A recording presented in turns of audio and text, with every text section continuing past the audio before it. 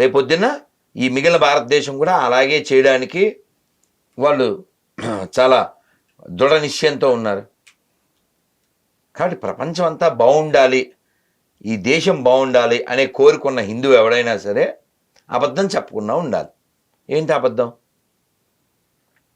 మా జనరల్గా చెప్పే అబద్ధం. రఘుపతి రాఘవ రాజారాం పతిత పావన సీతారాం. తర్వాత అందులో ఈశ్వరుడైనా అల్లా అయినా ఒకటే, ఈశ్వరల్లా తేరినాం సబ్కో సన్మత్ దే భగవాన్, ఇది కదా డైలాగు. ఇప్పుడు ఆ 3వ లైన్లో ఏదైతే ఉందో ఆ 3వ లైన్ని లక్ష్మీప్రసన్న యాక్సెప్ట్ చేస్తుంది, సుబ్రహ్మణ్యం యాక్సెప్ట్ చేస్తాడు, ఆనందు అనంతు ఆంజనేయులు అంజీ యాక్సెప్ట్ చేస్తారు. ఆ 3వ లైన్ని ఆరిఫ్ యాక్సెప్ట్ చేస్తాడా, అక్బర్ యాక్సెప్ట్ చేస్తాడా, అసదుద్దీన్ యాక్సెప్ట్ చేస్తాడా, షారుఖ్ యాక్సెప్ట్ చేస్తాడా? మొన్న తుఫాన్ వచ్చింది, అదే మియాంగా ఏదో వచ్చి తుఫాన్ భయంకరంగా తమిళనాడులో చాలా లక్షల మందికి ఎఫెక్ట్ అయింది. అది ఏపీ కూడా చాలా పాడైంది, రైతులు చాలా కష్టాలు, చాలా ఇబ్బందులు. అలాంటి పరిస్థితుల్లో ముస్లింలు ఫ్యామిలీస్ షెల్టర్ ఎక్కడ తీసుకున్నారు? ఓ పెద్ద దేవాలయం పార్థసారథి పెరుమాళ్, అందులో వాళ్ళు నమాజ్ కూడా చేసుకున్నారు, ఫోటోలు కూడా ఉన్నాయి. గుడి యాజమాన్యం వాళ్ళని రానివ్వం, ఇది దేవాలయం అంటే అక్కడ గుడి అర్చకులు వాళ్ళు కూడా మనుషులే అండి, పర్లేదు రానివ్వండి అని గుళ్ళోకి రానిచ్చారు. దీన్ని సెక్యులరిజం అంటారు. అది మన బ్లడ్లో ఉంది. సెక్యులరిజం గురించి ఏ పోరంబోకు హిందువులకు పాఠాలు చెప్పకూడదు. ఎందుకని హిందువులే కనుక సెక్యులర్లు కాకపోతే అసలు ఈ దేశంలో క్రైస్తవ ఇస్లాం ఉండవు, ఒక మసీదు చర్చ్ ఉండదు. ప్రపంచంలో హిందూస్ మాత్రమే సెక్యులరిస్టులు, సెక్యులరిజానికి అర్హులు. సెక్యులరిజం ఇస్లాంకి అస్సలు సూట్ కాదు, సెక్యులరిజం క్రైస్తవానికి అస్సలు సూట్ కాదు. మీకు ఓ జోక్ చెప్తే మీకు అర్థం అవుద్ది. ఎప్పుడైనా ఇవన్నీ ఏం తీకండే లేదు గురుగారు, మీరు ఎప్పుడైనా మధ్యలో ఓంకారం ఉండి ఎడం పక్కన యేసుబాబు, ఈ పక్కన ఈ ఇస్లాం సంబంధించిన గుర్తు ఉండి ఫొటోస్ ఉంటాయి. ఆ ఫొటోస్ ఎక్కడ ఉంటాయి? మా సహజంగా హిందువుల ఆటోలకి వెనకాలో, హిందువుల షాపుల్లోనే ఉంటాయి. ఏ ముస్లిం అలాంటి పెట్టడే, ఏ క్రిస్టియన్ అలా పెట్టడే. ఎందుకని? నువ్వు ఒక్కదానివే చెప్తావు అన్నీ ఒకటే కదండి అని. పోనీ మీకు ఇంకా డౌట్ ఉంటే ఏ కాలేజ్ అమ్మాయినో పిలిచి, నేనంటే సభల్లో ఇలా పిల్లలతో వాళ్ళకి అర్థం కావాలని చేయిస్తుంటా, గుడికి వెళ్తే ఎలా దండం పెట్టాలని అడుగుతాను. అయితే పిల్లలు ఏం చెప్తారు? ఇలా దండం పెట్టాలి. మరి బండి మీద వెళ్ళేటప్పుడు, బైక్ మీద మీ నాన్నతో మీ మావయ్యతో వెళ్తున్నావు, ఎలా దండం పెడతావు అని అడగండి. చూసుంటారు, సినిమాల్లో కూడా ఉంటుంది. ఇదేగా మ్యాక్సిమం ఆడపిల్లలు కాల్ చెక్ చేసుకోండి. ఈ ఫ్లయింగ్ కిస్ ఎక్కడి నుంచి వచ్చింది? ఇది మన కాన్సెప్ట్ కాదే,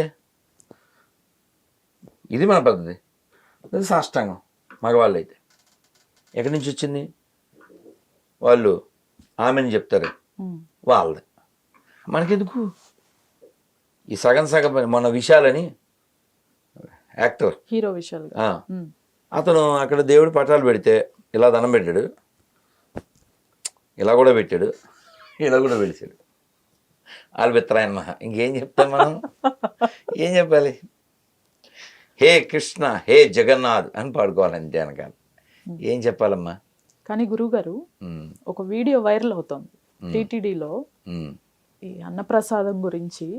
ఒక భక్తుడు ఇది అన్నమా అని చెప్పేసి లేచి వెళ్ళిపోయిన వీడియో, దానిపైన చైర్పర్సన్ రియాక్ట్ అయినది. దీనిపైన మీరు కూడా స్పందించారు. కానీ మేము ఎన్ని స్పందిస్తే ఉపకారం ఉంది, అక్కడ స్పందన లేదు కదా. దున్నపోతు మీద వాన అంటే అదే. నేనే వెళ్ళి తిని ఈ అన్నం అసలు జరుగుతున్నది ఏంటి అక్కడ? కాదమ్మా, వెళ్ళి తింటే తెలిసిపోతుంది. ఓకే. ఇప్పుడు ఊరికే వీడియో చూడక్కర్లేదు. నేను ఎప్పుడో సంవత్సరం క్రితం ఎప్పుడో వెళ్ళి, మామూలుగా దేవుడి ప్రసాదం కదా, మేమేం బయట తినాం, మాకు ఉల్లి వెల్లుల్లి కుదరదు, స్వామి ప్రసాదం, వెళ్ళి కూర్చున్నాం, రేషన్ బియ్యం. సో నాకు కోపం వచ్చింది, ఆ ఎడం చేత్తో సెల్లదీసి, ఇది అన్నమా, ఈ అన్నం సీఎం తినాలి, ఈ అన్నం టీటీడీలో అందరు తినాలి, ఈవో తినాలి, చైర్మన్ తినాలి అని పెట్టాను. చాలామంది వైరల్ అయిపోయేది, అది చాలామందికి చేరింది, ఏదో మార్పు వస్తుంది అనుకున్నాం, కానీ ఏం లేదు. మళ్ళీ నేను ఒక నెల క్రితం వెళ్ళినప్పుడు వెళ్ళాను, అదే పొజిషను, కానీ నేను వీడియో పెట్టలేదు. ఎందుకు కంటశోష వేస్ట్, ఏదో ప్రసాదం అని తినొచ్చాను. ఈ రేషన్ బియ్యం ఎందుకు పెడుతున్నారు అంటే, వాడు ఏం చేసినా అడిగేవాడు లేడు, అది విషయం. ఇప్పుడు మెట్ల దారి మీరు గమనించండి, వ్యవస్థ ఎప్పుడు ఒకేసారి నాశనం చేయరు. మోకాళ్ళ మీద కొట్టాలి, కొడితే కింద పడిపోతాడు, పడిపోయాక తర్వాత చేతుల మీద కొట్టచ్చు లేవకుండా, తర్వాత ఇంక తల, ఇలా వాడికి ఇంట్రెస్ట్ చంపేయాలి. తిరుమల రావాలంటే భయం రావాలి, ఇబ్బంది పడాలి, అప్పుడు ఆటోమేటిక్గా మతం మార్చచ్చు. మీరు మందు ఉంది కదా, మద్యం, దాని మీద ఓసారి అన్నయ్య స్టేట్మెంట్ ఇచ్చాడు, ఏమని, మేము మద్యం రేట్లు ఎందుకు పెంచుతున్నామంటే జనాలు తాకుండా ఉండటం కోసం అని. Same applicable to the temple. కానీ ఇంత ఆదాయాన్ని ఇచ్చేదాన్ని ఎలా, ఎందుకని ఇలా చేస్తున్నారు? డబ్బులు వస్తే మతం మార్చడానికి వాడుకుంటాం. ఓకే. మాకు 2 కావాలి ఇప్పుడు, మాకు మీన్స్ అన్నయ్య బ్యాచ్కి. హిందూ సనాతన ధర్మం నాశనం అయిపోవాలి, అయిపోతే గొర్రె మతం పెంచవచ్చు. దానికి నువ్వెలా చెప్తావు అంటారేమో, ప్రపంచంలో ఏ అదవైనా పాస్టర్ల జీతాలు ఇచ్చాడా? పాస్టర్ల వలన ప్రపంచానికి ఏమైనా లాభం ఉంటే చెప్పండి. కానీ పూజారి కనీసం ప్రసాదం పెడతాడు, సర్వేజన సుగుణభవంతు అంటాడు. పాస్టర్ల జీతాలు ఇమ్మని ఎక్కడైనా ఉందా? చర్చ నుంచి నీకు రూపాయి రాదుగా, అది గొల్ల నుంచి కోట్లు మింగేస్తున్నావు. కాబట్టి గుడికి పూజారికి నువ్వు ఇచ్చేదేం లేదు, పూజారే ప్రభుత్వానికి ఇస్తున్నాడు కదా. ఇవి దేర్ ఇస్ నో పూజారి, దేర్ ఇస్ నో టెంపుల్ కదా. టెంపుల్కి ఈవో లేకపోయినా గుడి ఉంటుంది, టెంపుల్కి చైర్మన్ లేకపోయినా గుడి ఉంటుంది, టెంపుల్కి పూజారి లేకపోతే గుడి ఉంటుందా? ఇప్పుడు అలాంటి పూజారులు ఎంతో మంది దీనస్థితిలో ఉన్నారు. వాళ్ళ ప్లానే అది కదమ్మా, దేవాలయ వ్యవస్థ నాశనం చేయడం ద్వారా. అంటే నేను చెప్పింది మీకు ముందే చెప్పాను, 1000 ఏళ్ల వ్యవస్థది, 1000 ఏళ్ల అవస్థది. దేవాలయాలు నాశనం చేస్తే ధర్మనాశనం ఈజీగా అయిపోతుంది. ఈ ధర్మాన్ని నాశనం చేసేస్తే గొర్రెలు పందులు ఈజీగా ఆక్యుపై చేయొచ్చు. ఇప్పుడు ఎక్కడో నువ్వు వద్దు, ఓల్డ్ సిటీకి రాండి కావాలితే. మొన్న ఒక స్వామీజీ వెళ్ళారు, ఆ గుళ్ళోకి వెళ్ళడానికి లేదు, అంత చెత్త, అడుగు పెట్టలేని పరిస్థితి, డస్ట్బిన్ అయిపోయింది గుడి. దేవాలయం బికమ్ డస్ట్బిన్. ప్రపంచంలో షోమీ 1 మసీద్, 1 మాస్క్ ఆర్ 1 చర్చ్,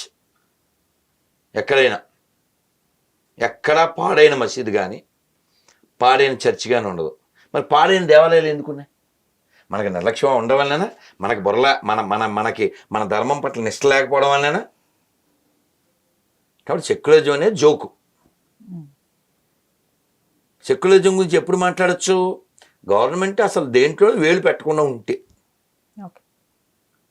నిన్న అయ్యప్ప గుడి, లక్షల మంది జనం, చాలామంది దర్శనమే లేకుండా వెనక్కి వెళ్ళిపోయారు. Poor administration. బస్సుల్లో కుక్కుపోయి ఓ పిల్లోడు ఎవరో తప్పిపోయి ఏడ్చి చాలా చాలా చాలా. హైదరాబాద్లోనే ఒక చిన్న పాపని అయ్యప్ప మాల వేసుకుంది, ఆ మాలలో స్కూల్కు వచ్చింది అన్న ఒక కారణంతో ఎండలో నిలబెట్టారు రోజంతా. చూసా. దీనిపైన ఏంటి మీరు ఏమంటారు? 4వ తరగతి అమ్మాయి. ఆ కింద కామెంట్లు అవి చూశాను. స్కూల్ బేటా స్కూల్కి మాలలో వేసుకుని వెళ్ళొద్దు అని ఎవరో సలహాలు చెప్పారు. మీరు ఇంతకుముందు హోమ్ మినిస్టర్గా ఉన్నాడు, ఇప్పుడు ఎవరమ్మా తెలంగాణ హోమ్ మినిస్టర్ నాకు తెలియదు, కానీ అప్పుడు మహమ్మద్ అలీ అని ఒక ఆయన ఉండేవాడు, ఒక 6 నెలల క్రితం. ఒక అమ్మాయి రంగారెడ్డి కాలేజీకి హిజాబ్ వేసుకు వెళ్ళింది. ఇక్కడ అలా వేసుకుని రాకూడదని ఆవిడ చెప్పింది. ఆ అమ్మాయి ఏదో యాగీ చేస్తే అది హోమ్ మినిస్టర్కి వెళ్ళిపోయి ఆయన చాలా రియాక్ట్ అయ్యారు. అవును. దరిద్రం ఏంటంటే home minister not for Muslims కదా, home minister for the home కదా. మరి ఆదిలాబాద్లో ఇక్కడ నీట్ అవి ఇవి ఎగ్జామ్స్ జరిగినప్పుడు ఆడవాళ్ళు పుస్తెలు తీయించేసి, కమ్మలు తీయించేసి, మెట్టెలు తీయించేసి, గాజులు తీయించేసి, ఆడపిల్లలకి ఇక్కడ దాకా కట్ చేయించేసి, ఇప్పుడు బురకా అనేది వేసుకుంటే లోపల ఏమన్నా దాచుకుని వెళ్ళడానికి అవకాశం ఉంది. ఏదైతే హోప్ ఉందో అలాంటి వాటికి నిషేధం లేదు. అసలు దీదుంటే పరీక్షకి ఎలా ఆడడం నాకు అర్థం కాదు. ఎక్కడన్నా పుస్తెలతాడు ఎప్పుడు తీస్తుంది? మోడి చస్తే తీస్తుంది. అంటే తెలంగాణ హిందువులు ఎంత వెధవలు అయ్యారు. ఆడవాళ్ళని విధవలను చేస్తుంటే కూడా ఎగ్జామ్ రాసి వాళ్ళు ఏడుస్తూ పుస్తెలతాడు వాళ్ళకి ఇచ్చి భర్తలు అలా పట్టుకుని, ఏంటి దరిద్రం? ఈ దరిద్రానికి కారణం ఏంటి? కేవలం హిందువుల యొక్క అలసత్వము, హిందువుల నిర్లక్ష్యము. Every Muslim have priority for only first priority for his religion, even Christians to. But our guys priority for party, priority for money, priority for caste. Waste fellow. ఇప్పుడు మసీదుకి చర్చికి వచ్చి ఓట్లు అడిగిన వాళ్ళు గుడికి వచ్చి ఎందుకు అడగలేదంటే గుడి కేంద్రంగా మనం ఏమీ తయారవ్వలేదు. గుడి వాడికి అప్పచెప్పేశాం, దేవుని వాళ్ళకి అప్పచెప్పేశాం. వాడు వ్యాపారం ఏం చేస్తాడో, టిక్కెట్లే పెడతాడో, ఇక్కట్లే పెడతాడో. మనం మాత్రం కోరికలు కోరుకుని కిరాణా పట్టి లిస్టు చెప్పి వచ్చేద్దాం. అలా ఫిక్స్ అయిపోయాం మనం.